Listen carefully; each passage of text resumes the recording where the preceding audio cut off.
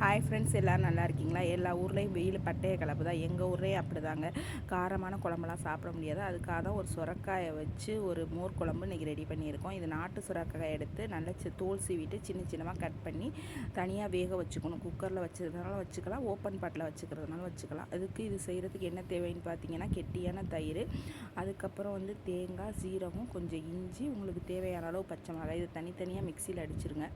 அதாவது தயிரை தனியாகவும் இந்த தேங்காய் துருவல் அதெல்லாம் தனியாகவும் மிக்சியில் அடிச்சுட்டு, நெக்ஸ்ட்டு பார்த்திங்கன்னா ஒரு கடாயில் எண்ணெய் ஊற்றி அதில் கொஞ்சமாக கடுகு, அதுக்கப்புறம் வெந்தயம், ஜீரகம், பட்டை மிளகா, அதுக்கப்புறம் பச்சை கருவேப்பிலை இதை போட்டு நல்லா தாளிச்சிட்டு, சின்ன வெங்காயத்தை நீள நீளமாக கட் பண்ணி கொஞ்சம் போட்டு தாளித்து நல்லா வாசமாக இருக்கும். அதே மாதிரி செஞ்சுக்கோங்க.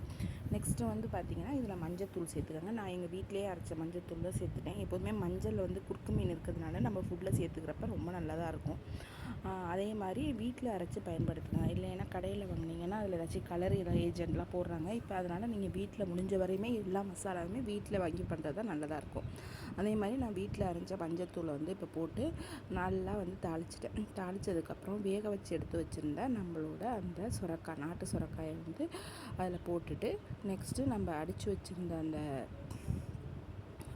தேங்காய் அதையும் அதில் போட்டு நல்லா தாளித்து கொஞ்சம் நேரம் அப்படியே வச்சுருந்தீங்க அப்படின்னா லைட்டாக கொதிக்க ஆரம்பிக்கும். கொதிக்க ஆரம்பித்ததுக்கப்புறம் நீங்கள் என்ன பண்ணுங்கள் அப்படின்னா, அடித்து வச்சுருந்த மோரை ஊற்றி உங்களுக்கு தேவையான அளவு பெருங்காயம், உப்பு போட்டு ஆஃப் பண்ணிட வேண்டியதான்.